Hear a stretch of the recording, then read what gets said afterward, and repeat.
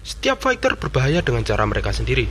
Wrestler yang menguras stamina lawannya, striker beradu timing dan kecepatan, atau BJJ dengan kunciannya yang bervariasi. Tapi di sisi sebelah sana, terdapat segelintir fighter yang memiliki insting membunuh lebih kuat dari yang lain.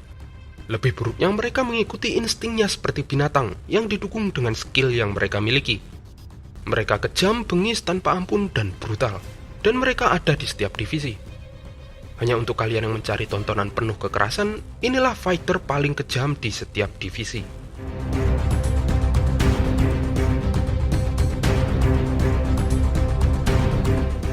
Flyweight Deiveson Figueiredo. Deiveson Figueiredo adalah flyweight yang istimewa. Dia kecil namun memiliki power yang besar. Dia hemat gerakan namun juga sangat cepat.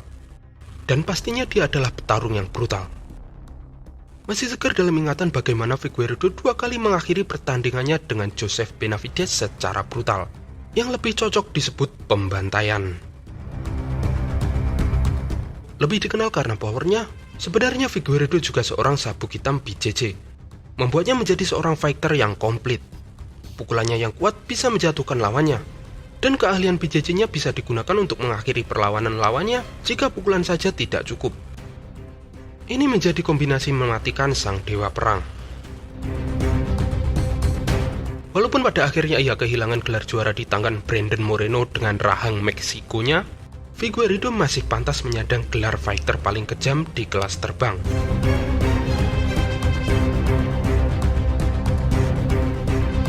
Bantamweight Petr Yan. Setiap julukan memiliki arti untuk seorang fighter, begitu pula julukan dari Petr Yan.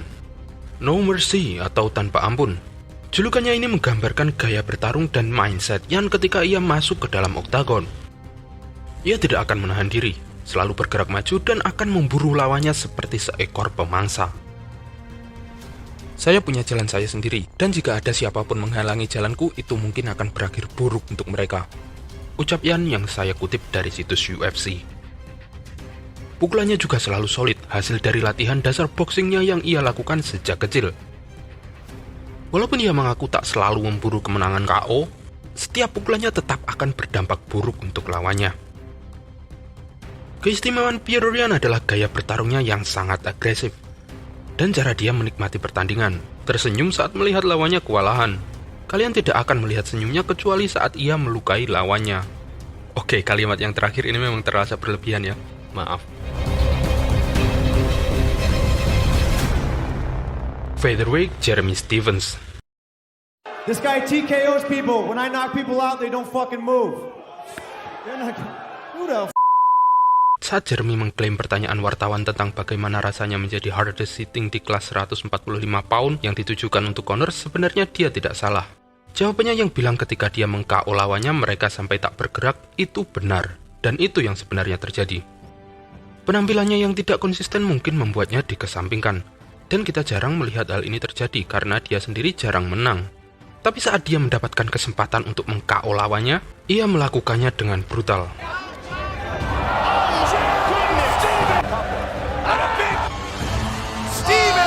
Huge big kick from Steven. Oh, Evans out. Right hand. Oh, uppercut. Pukulan-pukulannya juga selalu dilakukan dengan kekuatan penuh, yang dimaksudkan untuk menghabisi lawan secepat mungkin. Ya, walaupun ada pilihan lain yang lebih konsisten seperti Korean Zombie, Max Holloway, tapi meskipun berada di dasar ranking, Jeremy Stephens masih terasa lebih kejam di mata saya. Lightweight Justin Gaethje. Walaupun lightweight dipenuhi para monster dengan gaya boxing, saya kira cukup mudah untuk memilih mana dari mereka yang paling kejam. Dan saya yakin kalian semua setuju jika saya memilih Justin Gaethje. Alasannya ya karena branding Gaethje selama ini memang dikenal sebagai fighter yang tidak takut dipukul demi mendapat pukulan yang bagus. Bayangkan orang macam apa yang rela mengorbankan kepalanya sendiri demi kepala lawannya. Bukan cuma kepala, Gaethje juga dikenal sebagai penghancur kaki, dan kerusakan yang ia berikan selalu mengerikan.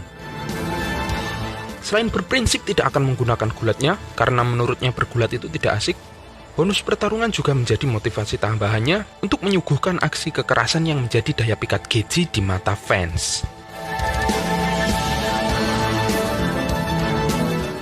Welterweight Matt Brown.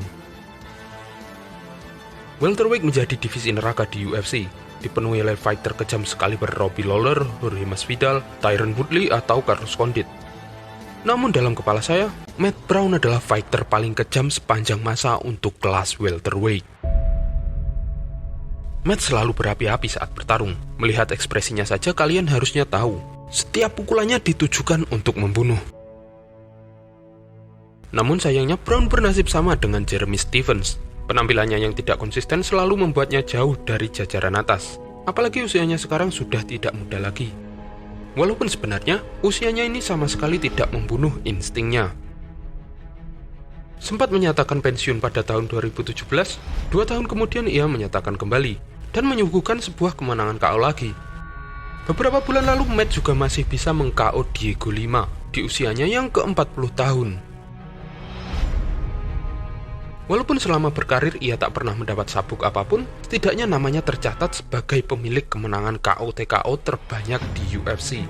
Ya, Raja KO UFC bukan seorang kelas berat, melainkan welterweight Matt Brown.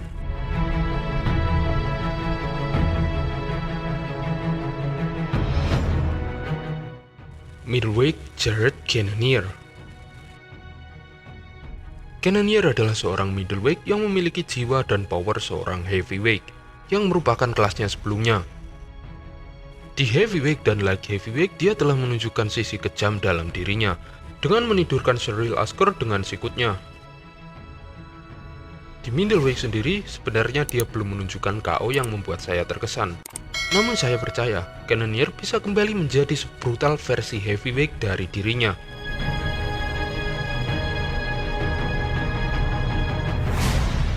Light heavyweight Magomed Ankalaev. Magomed Ankalaev adalah salah satu dari sedikit fighter yang bertarung seperti robot. Maksud saya, ia sangat disiplin terhadap aturan di atas kertas, namun kurang memperdulikan lawannya. Tipe fighter seperti ini jelas memiliki potensi lebih besar untuk menyakiti lawannya daripada tipe fighter yang lain. Dan sudah terbukti beberapa kali, ketika wasit sedikit terlambat menghentikannya, ia tetap memukul lawannya hingga lawannya kehilangan kesadaran 100%. Power yang dimilikinya juga menjadi ancaman serius untuk calon lawannya. Tangan dan kaki juga sama bagusnya. Kenapa Ankalaev? Kenapa tidak Jiří Procházka? Kenapa tidak Thiago Santos? Kenapa bukan Jan Blachowicz? Ya, saya tahu mereka fighter yang mengerikan. Tapi di sini saya melihat potensi. Mana yang memiliki sisi kejam dari mereka semua? Ketiga fighter yang saya sebutkan tadi memiliki kecenderungan untuk menghentikan perlawanan ketika dirasa cukup, lalu melanjutkannya dengan sebuah selebrasi. Sedangkan Ankalaev tidak. Ia tidak akan berhenti jika wasit tidak menghentikannya. Setidaknya itu yang saya lihat. Heavyweight Francis Ngannou. Sang juara Francis Ngannou adalah definisi seorang kelas berat. Dia besar, mengintimidasi, dan memiliki daya ledak yang tinggi. Di beberapa kasus dengan kekuatannya, dia bahkan tak terlalu membutuhkan presisi atau teknik. Hanya perlu mengayunkan 2 bom nuklir di tangannya dan hanya butuh 1 sentuhan untuk memicunya. Fighter yang jatuh terkena pukulannya sudah bisa dibilang selesai. Namun Ngannou selalu memberikan 1 hantaman selamat malam berupa hammer fist terhadap siapapun tanpa melihat kondisi sang lawan, entah masih sadar atau sudah pingsan. Mirip yang dilakukan Ankalaev.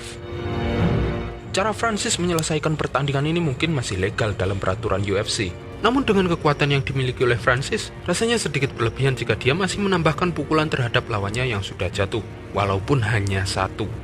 Dan hal ini yang menjadi pertimbangan saya untuk memasukkannya dalam daftar ini, sebagai fighter kelas berat paling kejam. Bagaimana? Setuju? Tidak setuju? Atau punya pilihan lain? Boleh komen di bawah. Oke, sampai jumpa.